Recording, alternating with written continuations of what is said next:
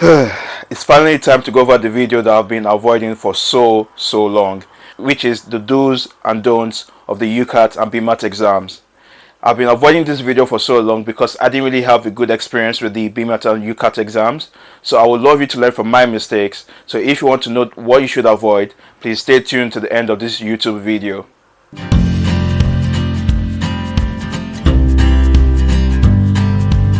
Hey yo, welcome back to my YouTube channel, The International Medic. In today's video, there are two key terms you need to know if you're going to go towards the end. Please go towards the end. You need to know what the UCAT is, and you need to know what the BMAT is. The UCAT is the University Clinical Aptitude Test, which is a computer-based admissions test used by medical universities in the UK to select their medical applicants. As you already guessed in the name, aptitude test, this means that it's not the same typical physics, chemistry, biology exam that you've done before. That means you have to prepare for it in a whole different way, and I'll probably talk about that later on in the video, so stay tuned for more. I would also write down a list of the universities that use the UCAT, or maybe a link to the universities that use the UCAT down in the descriptions. So please do check the descriptions. Check the descriptions for a lot of my videos because it takes time to do them and they have important information. The Biomedical Admissions Test, BMAT, is another admissions test organized by Cambridge University.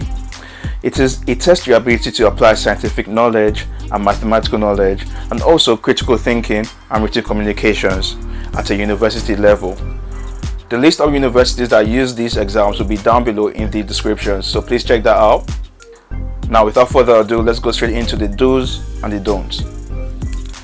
Now, before I go to the do's and the don'ts, I just wanted to let you know that if you've done the UCAT before or the BMAT exam, or if you're going to do it this year, if you fail the UCAT or the BMAT exam, it's not the end of the world. If you do fail the exam, it does not have any implication on how smart you are as a person. It doesn't mean that you're not smart if you fail the UCAT or the BMAT exam. What that means is that you need to go back to the drawing board, see where you lacked, see where you made mistakes, and learn new strategies to get better at doing the exam. Trust me, because I didn't do so well in it. And if you're subscribed to the channel, if you've been following me for a long time, you realize I've probably not done so well in a lot of academic things, but I've learned from my mistakes. I've worked harder and I've worked smarter to get to where I am right now. So if you love to see more of that, please check my video on my journey and different tips and advices that I give out based on my experience. If you would like to follow me on this journey, please subscribe to my channel. The first don't that you want to avoid, which is the first thing you do not want to do when you're preparing for your BMAT or your UCAT exam, is that you don't want to start way too early. So I'm going to tell you my experience and my story, and hopefully you can learn something from it. So basically, when it was time to prepare for my UCAT and my BMAT exam, I went on a deep dive into YouTube. I went to YouTubers and I saw their preparation techniques or how long it took them to prepare for a certain exam. And so for some of them, they were saying 1 month, some were saying 2 months, some even said some couple of weeks. And I'm like, rah, these people are very, very smart. They're probably genius level people. I was like, you know what? I'm going to give myself 1 extra month just to be safe. And guess what happened? It backfired on me. So let me explain further so you can get a better idea of what happened. So I started 3 months before my UCAT exam day. So, and then the thing is that I started early. I was working hard. I was putting in the hours. I was clocking in like a couple of hours daily or a couple of hours weekly. Kind of like a 9-to-5 job where you put in your time and you clock in some certain hours and you expect to get paid a certain amount of money based on the hours you put in. In regards to this preparation for the exam, I put in hours expecting to get better results, better grades. But the thing is that didn't work. That's not how it went. Basically, what happened was that I was putting in hours, I was putting in time, but the thing is that I wasn't really seeing a lot of progress. But I told myself, you know what, if I work harder, I'll get it. It will eventually work out. It didn't. So what happened was that I kept on pushing through. I was like, just work, everything will happen. But then when it got to like a month before my exam date or 3 weeks before my exam date, I had a one-to-one session with a tutor, and basically he was telling me advices and he was going through some tests and past papers with me, and basically we found out that I wasn't ready because at that point in time, a couple of weeks before my exam, I hadn't learned actually it was 2 weeks, sorry, 2 weeks, yeah, before my exam. That's when I had the one-to-one session. That's when I realized that I didn't know enough strategies to go about answering questions, and I wasn't like very disciplined in terms of the time limit as well. So I entered that exam feeling kind of demotivated, feeling kind of burnt out, and also overwhelmed because so many things were just going on. And when you're entering an exam hall, that's the last way you want to be feeling. When you enter an exam hall, you want to be feeling confident, you want to be feeling excited that, you know what, I've practiced well enough and long enough that I'm entering this exam. I'm sure that I'm 80% sure or 70% sure that I'm going to do well. Nobody's going to be 100% sure because you can never be fully prepared. All you can do is just prepare and hope for the best when you go in there. So feeling excited, not excited, no one's excited for exams, but feeling confident going into an exam hall would really help you.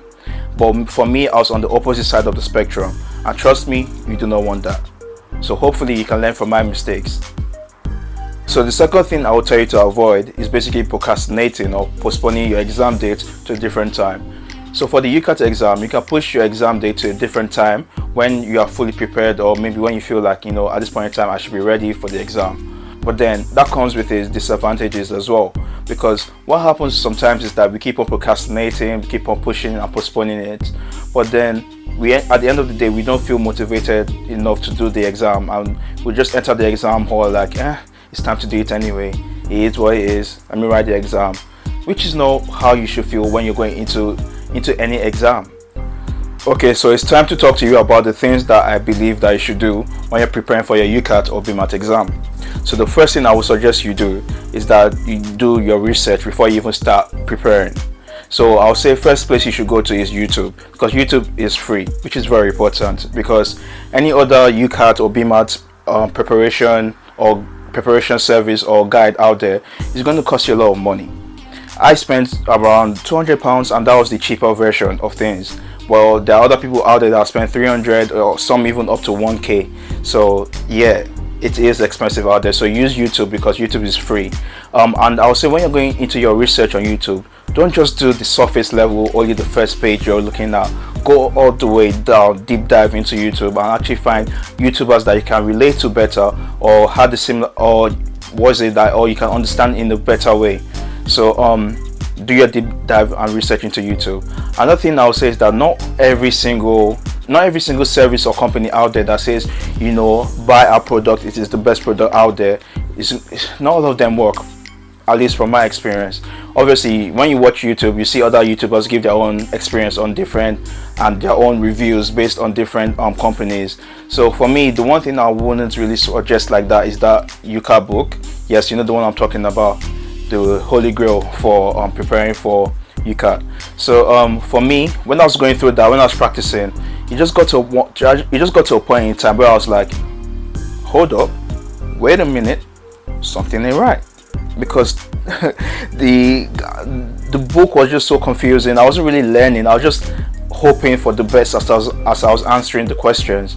But there are other things out there like Medify or MedicMind, especially MedicMind at their YouTube channel, where they give you in detail techniques and strategies to use for free. So also I would suggest MedicMind's one-to-one tutorial if you can obviously afford that. One-to-one tutorial session. I chose the cheaper one once again because I was a student at that point in time, so money is a bit tight. But anyway, like I said, the option is yours. Go out there, look at what you can afford and look at what is within your power to obtain and learn from there, and I wish you the best. I would also say that you should use the MedicMind or Medify when you're preparing for your BMAT exam, because they are equally helpful with that exam as well. And I also say you should use the OG of BMAT preparation, BMAT Ninja. The BMAT Ninja is a good website that has a bank of questions. It also gives you tips and advices as well to help you learn and strategize when you're preparing for your BMAT exam. So one very key thing when you're preparing for your BMAT exam or your UCAT exam is that you need to learn how to strategize for either exam, because this is a very time pressured exam.